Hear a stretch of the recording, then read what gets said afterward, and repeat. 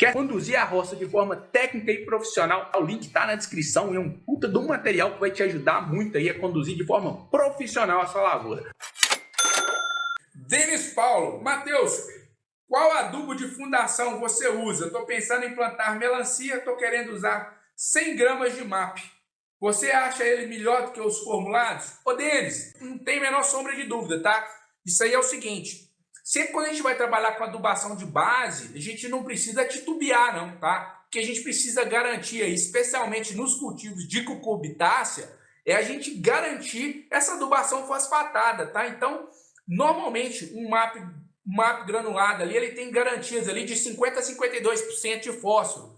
Então, sem dúvida, eles são muito mais indicados do que esses formulados aí. Obviamente, tem que avaliar questão por questão aí, né? Área por área. Às vezes você pode ter alguma peculiaridade na sua área, você pode ter uma área com bons níveis de fósforo, aí talvez faça sentido sentar com algum formulado, mas na grande maioria das lavouras, aí, pelo menos as que a gente conduz aí, a gente sempre indica fazer exatamente isso aí, tá? Usar MAP granulado ou super triplo aí, porque a gente garante essa fonte de fósforo aí já na base ali, que é a hora que a planta não é que ela mais precisa, que a gente já deixa disponível para ela esse nutriente aí que é tão importante na fase inicial. Então, você está com uma boa pedida aí. Com relação à quantidade que você vai colocar, não consigo te ajudar porque eu não conheço as suas condições de solo, as características locais suas aí, mas posso te ajudar aí com essa recomendação aí, que é, de fato, uma ótima opção você trabalhar com MAP granulado aí na sua adubação de base, tá bom? Matheus, essas vaquinhas, quando ataca a melancia, traz muito prejuízo? Vixe, Marcos, traz demais, cara. Você vai ver que é o seguinte, seja na abóbora, seja na melancia, uma das características que a gente tem do ataque da vaquinha, que a gente chama ela também de, o nome científico dela é Diabroxia speciosa, né? Ela come por cima da folha ali, mas na maioria das vezes a parte que ela mais gosta de machucar o pé da melancia e da abóbora ali é por baixo da folha, tá? E aí ela acaba cortando ali e atrasando bastante a planta quando ela está na fase inicial. E aí você tem que tomar um outro cuidado com essa vaquinha, que é o seguinte, Marcos. Ela solta na fase inicial dela ali, ela solta uma larvinha que a gente chama de larva alfinete, que ela costuma entrar para dentro da raiz da melancia ali e acaba da melancia e da abóbora, tá, Marcos? Ela deixa ali uma feridinha ali, a hora que a lagartinha entra dentro da raiz e acaba sendo porta de entrada para outros fungos também, tá? Como, por exemplo, fusariose, outros tipos de fungo aí. Então, você tem que estar ligado. Vaquinha não é bom, praga nenhuma a gente pode facilitar com elas, mas a vaquinha também, em áreas que a gente tem incidência pesada dela aí, a gente tem que estar bastante atento com elas aí, tá? Como sugestão aí de produtos para você poder utilizar aí, que funciona bem para o combate da vaquinha, são inseticidas piretroides, tá? Eles têm uma eficiência muito boa aí para a gente trabalhar com vaquinha. E aí eu destaco mais uma vez, muita atenção, tá, turma? Trabalhar com produtos aí que tenha registro para cultura. O Elton mandou mais um aqui, ó. É indicada a aplicação de produtos à base de cobre após o período das chuvas? Fungicidas preventivos, é bom a gente fazer a aplicação deles ali depois das chuvas em caráter preventivo, tá? Se você está tendo uma condição de umidade muito elevada aí, você intensifica essas aplicações desses produtos protetivos aí, que são esses produtos à base de cobre. Eu não gosto tanto, tá? É uma questão particular, eles funcionam, mas eu acho que tem produtos mais eficientes para essa atividade aí. Como exemplo aí, os clorotalonis, tá? Clorotalonil normalmente tem uma eficiência melhor do que produtos à base de cobre e para fazer a mesma função. Lembrando sempre, tá? Esses fungicidas são preventivos aí. Se você tem uma condição de umidade elevada e você já detectou a presença de fungo na lavoura ali, talvez não seja a hora mais de você utilizar esse tipo de produto. Aí você tem que usar produtos curativos aí. Ou então fazer a combinação de produtos curativos com esses produtos protetivos aí. Boa noite, meu amigo. Você trabalha com fertirrigação? Todo mundo que trabalha com cultivo intensivo aí, grande maioria trabalha com fertirrigação.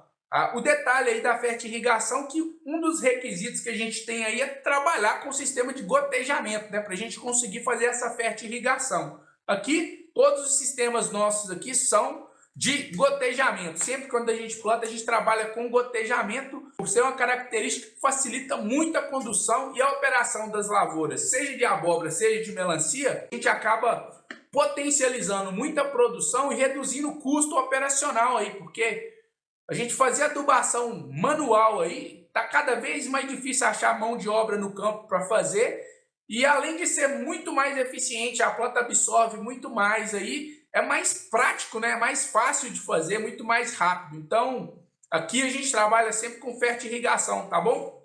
Matheus, mais uma.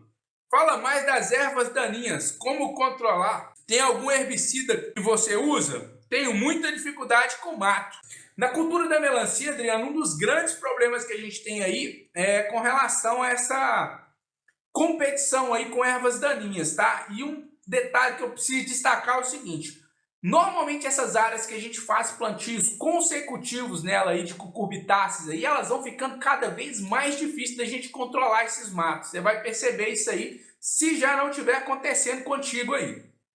Então, você tem essa opção de trabalhar com esses seletivos para folha fina, mas para folha larga, cara, a gente não tem outra opção ainda, tá? A gente tem que, para folha larga aí, continua sendo a melhor estratégia aí, a boa e velha enxada. A gente tem alguns produtos aí que a turma usa em alguns lugares aí, já vi a turma usando Dual Gold, já vi usando alguns outros produtos aí, mas é muito arriscado utilizar. Eu mesmo fiz um teste aqui no ano de 2020 com Dual Gold aqui, eu perdi 40% da germinação de uma roça aqui de 8 hectares. Então, a gente tem que estar ligadaço com relação a isso aí. Para folha fina, você tem essa estratégia de utilização desses herbicidas aí, seletivos. E para folha larga aí, a boa e velha enxada. E te destaco que competição por mato na cultura da melancia normalmente traz prejuízo, tá? Traz prejuízo para a roça e vai impactar a sua produtividade. Melancia, ela é bem restritiva e ela gosta mesmo é de sair no limpo ali, sem muita sujeira. Nem sempre a gente consegue, mas o ideal é a gente tentar buscar trazer a roça o mais limpo possível ali para você evitar competição e disputa, tanto por nutrientes quanto uma disputa até por luz solar ali. Então, fica ligeiro com relação a esse mato aí, meu caro.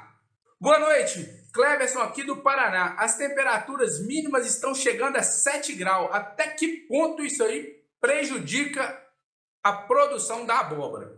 Ô Cleverson, isso é o seguinte, eu já tenho até vídeo no canal onde é que eu falo bastante a respeito disso aí. O que acontece, cara? Cucurbitáceas, de um modo geral, elas não respondem bem a baixas temperaturas, tá? Especialmente melancia, melão, a abóbora ela é até um pouquinho mais tolerante, mas não deixa de trazer impacto para a produção não, tá? Vou ser bem franco contigo. Para melancia, tem alguns estudos aí que indicam que temperatura abaixo de 14 graus e a vivência prática que a gente tem nas lavouras aí também, que eu tenho visto aí, cara, temperaturas abaixo de 14 graus aí normalmente traz problema para melancia, tá? Vou ser bem franco. Já para abóbora, a gente conduziu uma safra de abóbora aqui, que a gente pegou temperaturas de 10 graus ali na fase inicial dela, tá? Importante destacar também, a gente não pegou temperaturas baixas na época da florada, que é onde a gente tem um período mais crítico para essa oscilação térmica. Mas a abóbora na fase inicial dela aqui, a nossa pegou temperatura daí de 6, 7 graus também na fase inicial, e mesmo assim a gente conseguiu bater recordes de produtividade, tá? Com a abóbora japonesa nesse ano de 2022. Então, basicamente é isso aí. Já para melancia, temperatura baixa normalmente é problema dos bravos mesmo. Gostaria de saber se existe entre safra da melancia e abóbora aí na sua região. Johnson Eufrásio. Ô Johnson, aqui cara, na região nossa aqui, a gente tem duas épocas que normalmente a gente põe um pé um pouco mais atrás, mas não é que não dá para fazer. Que são épocas de frio, tá? No mês de junho aqui a região nossa é bem fria aqui nessa época do inverno. Então normalmente a gente dá uma segurada nos plantios aí, especialmente para melancia. Melancia não vai bem com essas temperaturas mais baixas de modo nenhum. Então a gente sempre segura. Mas eu não sei se a gente poderia dizer que seja uma entre safra não. E tem também aí a questão de época de chuva. Época de chuva não é nem por questão de temperatura, é em função de uma alta umidade aí e acaba que para melancia essa questão de muita umidade aí acaba dificultando a operação, dificultando os custos operacionais, acaba elevando demais, tá, Johnson? E aí a gente acaba freando um pouquinho, mas não dá para a gente falar que é uma entre safra também não. Se o produtor quiser, dá para ele plantar aí praticamente o ano todo aí. Obviamente nessas duas épocas aí ele eleva bastante o risco de produção, tá? Tem que estar bem atento. Boa noite, Matheus. Os inseticidas translaminar dão um bom controle para a mosca branca? Ô, Adriano, depende de qual que você está falando aí, tá? A gente tem alguns produtos que eles são mais específicos para a mosca branca e alguns deles são translaminares, sim, tá? Não dá para me te falar só por essa característica dele ser translaminar que ele vai pegar bem mosca branca não, tá? Isso não é uma garantia. O fato dele ser translaminar não é uma garantia que ele vai pegar bem a mosca branca não. Você tem que buscar aí produtos que eles são mais específicos para o controle da mosca branca, independente dele ser translaminar ou não. Tá entendido? Lucas Ruiz, o que uso para combater virose? Eita, agora que pergunta boa. Turma, pessoal, combate de trips e virose aqui, toda live a gente fala, né? Virose é o seguinte, pessoal, qual que é a estratégia que a gente tem para combater virose? Virose a gente tem que trabalhar com ela no preventivo, porque depois que você já detectou algum pé de virose na lavoura ali, não tem cura, tá, pessoal? O pessoal fala aí que faz isso aqui, passa aquilo, não tem nada que vai resolver problema de virose na melancia depois que ela tá atacada, a verdade é essa. Então, o que a gente tem que fazer? Erradicar os pés. Se achou um pé ali que ele está com virose, vai lá, arranca o pé correndo. Essa é a primeira medida, tá? Arrancou o pé, aí você vai fazer o seguinte agora. Agora eu tenho que ficar ligeiro com os 3 vetores. Pulgão, trips e mosca branca. São eles quem dissemina a virose na lavoura. Se você achou um pé com virose ali na lavoura e você não tinha nenhuma incidência de mosca branca, trips e pulgão, com certeza ela não vai alastrar, porque o que faz a virose sair de um pé para o outro são esses 3 vetores. Então, se você achou um pé que tem virose ali, muita atenção com relação ao seu manejo fitossanitário, intensifica o seu manejo fitossanitário ali, para de 3 em 3 dias ali, 5 em 5 dias, se for o caso, para você garantir que nenhum desses vetores vai estar dentro da sua lavoura nesse período aí, porque virose é sem dúvida nenhuma aí uma das doenças mais sérias que a gente tem na cultura da melancia. Uma roça que você tem um ataque pesado de virose ali, muitas das vezes compensa até se abortar a lavoura ali, porque não tem cura e não tem nada o que fazer. Depois que virose entrou, e se ela entrou pesada ali, espalhou, não tem muito o que fazer mais não. É melhor até abandonar a lavoura, porque os impactos com relação à produtividade causado pela virose é muito sério. Matheus, seus vídeos são excelentes, motiva a gente a produzir. Obrigado por passar seus conhecimentos. Deus te abençoe. Ô, Chile, amém, que Deus abençoe nós todos aí. Bacana demais saber que está contribuindo para a turma aí, ó. Adilson Dil mandou aí. Parabéns, Matheus, você nos ajuda muito. Bacana, turma. Me deixa satisfeito aí. Então já aproveita e deixa o like para mim aí, tá? Quem tá mandando os elogios aí, não esquece de deixar o like não, que ajuda bastante a mensagem da gente chegar mais longe aí. Roça não é brincadeira, tem que ser levado a sério. Para quem está procurando conduzir roça em nível profissional na cultura da melancia, tem o nosso curso aí. Lá não tem nada de antena de barata com perna de grilo não, hein? Já tô avisando, o negócio nosso aqui é sério e é profissional. Larga essa turma aí da antena de grilo, perna de barata, sei lá que diabo que é isso, e vamos conduzir o negócio de forma séria. Estamos à disposição aí. Quer conduzir a roça de forma técnica e profissional? Entra lá, o link está na descrição e é um puta de um material que vai te ajudar muito aí a conduzir de forma profissional a sua lavoura.